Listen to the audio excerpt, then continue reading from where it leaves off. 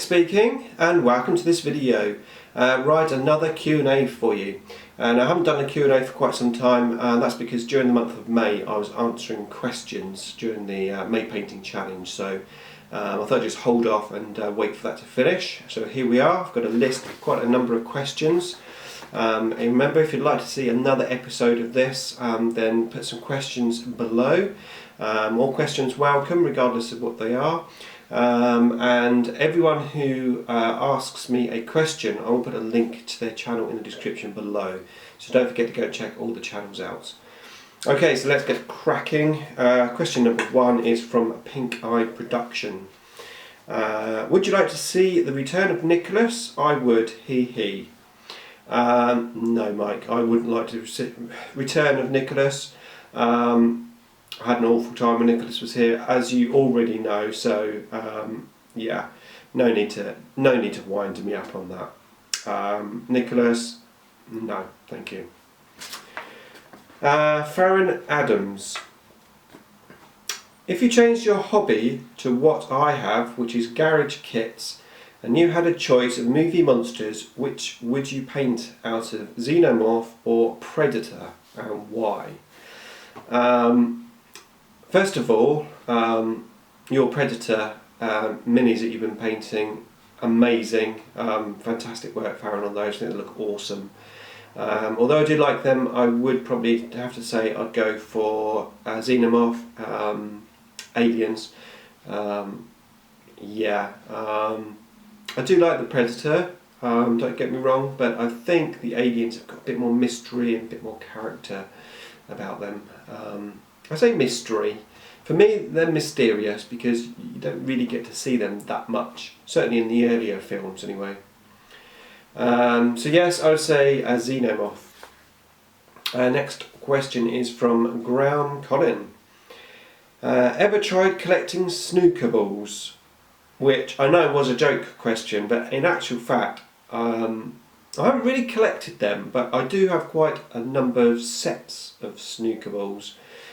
Because over the years I've had various snooker tables, and although I've chucked the snooker tables, I've kept the snooker balls. So I do actually have quite a number of snooker balls. I don't have any full-size balls though, but you know, smaller ones. So yes, I have actually sort of tried to collect snooker balls. Next is from Jinx Panduit. Striking Scorpion recently covered in a vid Old Games Workshop that could come back. Striking Scorpion recently covered in a vid Old Games Workshop games that could come back. What would you like to see making a comeback, and do you think Games Workshop would? My choice would be Epic 40k. Okay, yeah, the old games. Epic 40k, I must admit, I don't necessarily think I would ever play it, but I am interested in trying out some of the minis. Really interested and intrigued by the sort of 6mm, very small miniatures. I love playing Man of War, which is one of the real old games, sort of like fantasy but on the sea with boats. When Dreadfleet came out, I thought that was going to be it, but it was just totally different. But yeah, Man of War, really good. But I suppose if I had to put one choice down, it would be Gothic, Battlefleet Gothic, the spaceships, because I've got my Eldar army, my fleet, and it'll be great to see a resurgence of that. So yeah, Gothic. Courage and Honour. Who would you rather play in a game of snooker against Ray Reardon or Alex Higgins? Also, who is your favourite snooker player of all time? Okay, well, my hero in snooker is Steve Davis. I grew up in the 80s following him, winning everything. I learnt snooker from the Steve Davis book, and he was my hero. So Steve Davis, 100% my hero. Who would I rather play against, Ray Reardon or Alex Higgins? It's got to be Alex Higgins, of course. Ray Reardon, a bit before my time, although I've seen like flashbacks of him playing and stuff. I think Alex Higgins would be probably the most fun to play against. Next question is from TheJankmaster. Who are the 40k equivalent of red shirts from the Enterprise? Who is the 40k equivalent of Kirk, remembering that he cheated at the academy and likes green ladies? He does like green ladies. He didn't really cheat, did he? He didn't cheat. He just changed the rules. Who's the equivalent of red shirts in 40k? I think probably every army has the equivalent. It's basically all the cannon fodder units, so probably like Eldar Guardians, all the stuff really that just dies easy. Guardsmen, maybe. Yeah. And who is the 40k equivalent of Kirk? I have no idea.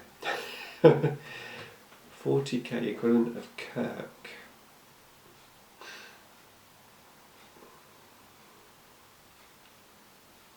I can't actually think of anyone, to be fair. Kirk. I'm going to pass on that question because I haven't got a clue. Okay, next one is from Modelling Loonie. Which female character from the Star Trek, any series, do you find most attractive? Me, I am a sucker for 7 of 9. Yeah, I suppose everyone thinks 7 of 9 instantly, and she does have a hot body. Face, she's nice enough, but I've got to write. I've written this down because I probably couldn't remember. But go right back to the original series. Sherry Jackson, who played Andrea, the android, in What Are Little Girls Made Of. I like her. She's nice, let's say. But I think I'm going to have to go. My favourite female, the one I might find the most attractive, is going to be Jolene Blaylock T'Pol in Enterprise. Not any T'Pol, but Mirror Universe T'Pol. She is hot in that. So yeah, I'm going to go for T'Pol. Right, next one is from a mini Warzone. The inspiration for my Q&As, so thank you, Pete. What has been your least enjoyable model to build? What's been your least enjoyable model to build? It's a good question. I don't think I've really not enjoyed building a miniature. I've not enjoyed doing all the mould lines. So it's my least favourite thing in the hobby. But let's have a look. Least favourite thing. Probably the Triarch Stalker. Just because if you've watched my previous videos on me making that, I just didn't like the walking spidery thing, you know. For me, Necrons are they're either on foot or they're hovering. And as you know, I converted my Triarch Stalker so that it was in the air. So my Triarch Stalker is hovering. So probably from that point of view, maybe that one. But I didn't really not enjoy it. But what I tell you what I have experienced models that you see in the codex or you see on the websites, even in the flesh, and you look at it and think, that looks awful, I don't like that. What I have experienced is you can't actually judge until you've built and painted it, because I find that if it's a model I don't like, but I obviously maybe need it for my army, etc. After I've built it and I've painted it, I tend to like it. So I think you get familiar with something once you've built it and painted it. Maybe you can put a little conversion on it and stuff, and you can grow to like it. So I do tend to not judge models until I've done that, apart from the one model I really just don't like, and that's the Tyrannocyte, the drop pod thingy. Awful. Okay, we're now on to GothamAmbService. I love 40k, a ridiculous amount, but when I try to watch Star Trek and Star Wars, I can't get into them. What am I missing? I love Red Dwarf too.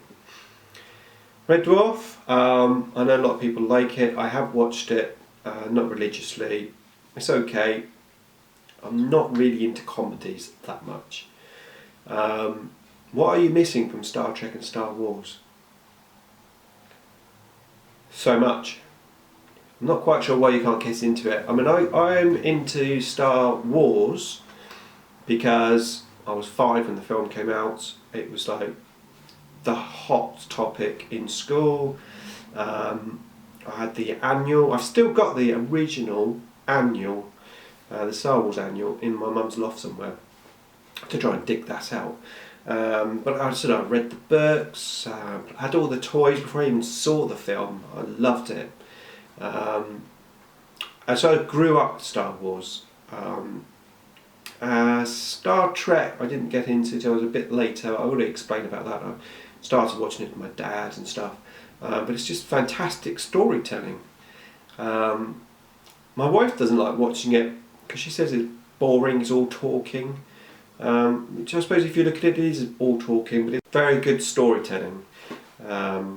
So yeah, obviously each to their own, but personally I love both Star Trek and Star Wars, to be fair. I like Star Trek more because there's more material available with all the different series and stuff. Mammoth Painting Studio. You are killed by the Tyranids and your biomass consumed. Your biomass has been converted into a creature, and unbelievably you have kept your mind. You look at yourself, what Tyranid gribbly are you? I would be a Morlock. It's my most favourite Tyranid miniature. It's the jaw, the opening of the jaw, the tallness and the limbs, and I just love the Morlock mini. I think it's an amazing miniature. So I would be a Morlock. Next question is from Jameson Caine. Actually, Jameson, I have to say a big thank you to you, because I was looking at my statistics on YouTube under the fan section, and you were there. You were my #1 fan. So thank you. You've obviously been watching a lot of my videos and probably like watching the whole of them rather than like skipping them or whatever. So yeah, thank you very much. Okay, your question is, have you read all your Star Trek books? I have about 370 and have read about 95% of them. Any particular favourites? I really enjoy the 8-book Vanguard series as well as the Destiny trilogy. Okay, well I have about 550 Star Trek books. I've only been collecting them since, for about 13 years. And to be fair, I don't read that much, but I do only read Star Trek books. I only read when I'm going to work, I'm on the ferry. I read about 5 minutes, 10 minutes a day. So not a huge amount. I've read a reasonable amount. I've probably read about, well, not really. I've read about 150, 200 books probably. My favourite ones, without a shadow of a doubt, is the books that are written by William Shatner. In particular, The Ashes of Eden. And that's the first William Shatner book that I read. It's just amazing to actually read.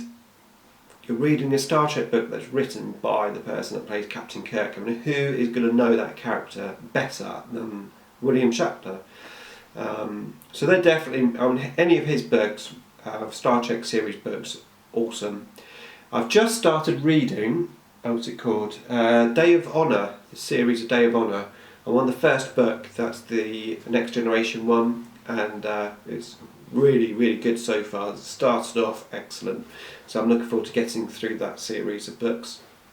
Thank you for your question, great question. SkaredCast. What inspires you in the hobby? What inspires you in the hobby? Quite a lot, really. At the moment, I'm inspired painting wise, I think. I enjoy playing. I've been playing for quite a number of years, and as you know, I'm trying to mix things up regarding the playing side. But what I'm really, really intrigued about is the painting side of things and seeing how far I can push myself with that little paintbrush. And watching everyone else's videos, all of the awesome painting skills that we have within the community, that's truly inspiring. You know, Claydog33, Kikamoo, 7, well, they've just changed his name, Paint for You, I think Painting for You. Tristium, awesome painter. There's just so many fantastic painters within the community. Who else was it I wanted to make a mention of?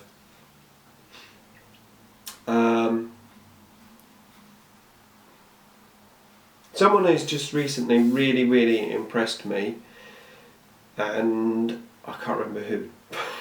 Oh yeah, of course, Victor Hughes. I have to say, Victor, honestly, I mean, I've always known that you've been a good painter, but what you've done on your Eldar, your Harlequins, you know, it's been absolutely amazing. Fantastic painting, really, really impressive. And those minis have really made your painting skills shine. So well done, yeah. So yeah, I think just watching other people's painting inspires me to try and paint as good as I can. Next question is from Commissar Warwick, which, just on a side note, we have a game planned coming up in August. So I'm sure we'll both be doing battle reports on that. That's going to be awesome. So I'm really looking forward to that. But his question is, good Q&A as always. Liked your answer to my question as well. Long time ago, can't even remember what that was. Oh yes, I think it was about the 5 characters that I could have to fight my battle for me. Anyway, for my question this time, I think I'd go outside of 40k. Favourite film, or if you can't pick one, what are some of your favourite films? Favourite films, I am a bit of a film buff. I'm quite happy to watch a film, if I like it, more than once. I have to confess, probably like most people, Star Wars, A New Hope, Star Wars the original one, I've watched that 200 times probably. I had it on video when I was a kid, recorded it off the telly when it was off one Christmas, and I just watched it over and over and over. Same with the Star Trek ones, really, watched them all over and over. Which reminds me actually of, I had Star Wars on a videotape. We had it in our video player, and our video player went wrong. My parents sent it off to be repaired somewhere. They came back and the beep had recorded over my Star Wars film. This is before I knew, I was young, before I knew about the tab that stops people recording on it. And I was absolutely gutted. I lost my Star Wars. But a year or so later, it's back on the telly and recorded it. Anyway, right, favourite films. There are so many. Excluding Star Trek, Star Wars, then probably Terminator, especially Judgment Day. Fantastic film.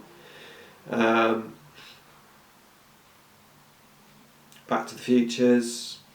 The Karate Kid. Oh, not the new rubbishy thing. The original Karate Kid. Part 1, 2 and 3. Part 4, we just forget that. That never existed, did it? No. I find those films really, really inspirational, actually, the Karate Kids. Not so much now when I'm older, but when I was younger, you know, when you're just like finding yourself in life, you just put that on, the Karate Kid, and it's like really gives you some inspiration. Well, it did for me anyway. So, okay, let's nail this. The Karate Kid. That's my favourite film. Okay. You've got to come up with an answer, haven't you? Next question is from Farseer Dodo.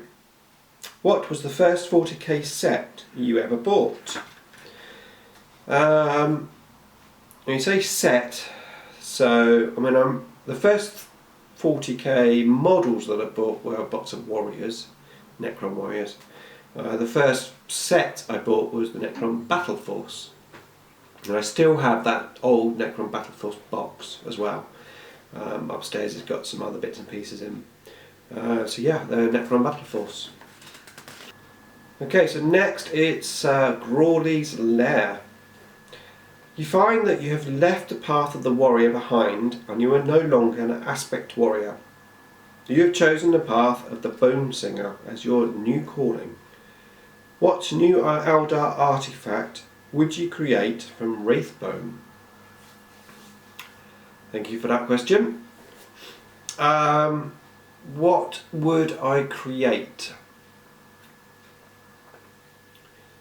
Okay, well, I've said in some previous questions, not necessarily in the Q&A, but in other videos, that the one thing that I would like to see in 40k is some sort of teleportation terrain, where you'd have like one thing at the one end of the board, one thing at the other end of the board, and if your unit goes into there, you could teleport to the other side. And indeed, I have played a few games like that, you know, my buddies. So yeah, I would make like an artifact. I would have an artifact in the codex where you could buy some webways. Okay, you've got webways now, we can deep strike, but you know what I'm saying, like pieces of terrain. You can buy a piece of terrain, I don't know what, 100 points, 150 points, something, and you basically end up with two webway things, and you can place them anywhere on the table, and then you can teleport through them. That would be really cool. Not going to happen, but I think that would be cool. That would be fun. Okay, we are actually on the last question of this particular episode, which is from James and his stuff. Nick, who could do a better backflip? A Necron Grunt or a Chaos Spawn? That's obviously a Chaos Spawn, because he's in Chaos and probably be jumping all over the place, and he probably just flips for fun. I just can't see anything Necron based, regardless of what they are, doing a flip. So yeah, Chaos Spawn would do a flip.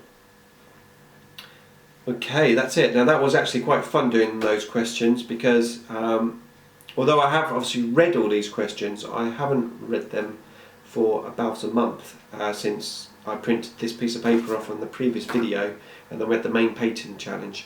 So that was great answering those questions, actually more off the cuff, totally forgot exactly what I was going to say, apart from the bit that I wrote down. Okay, so that is it. That is episode 4 Q&A over. Like I said, if you would like to put some questions in the comments box below, make sure there's another Q&A episode. And of course, go and check all those channels out. Links are in the description below. That's it from me, and as always, thanks for watching.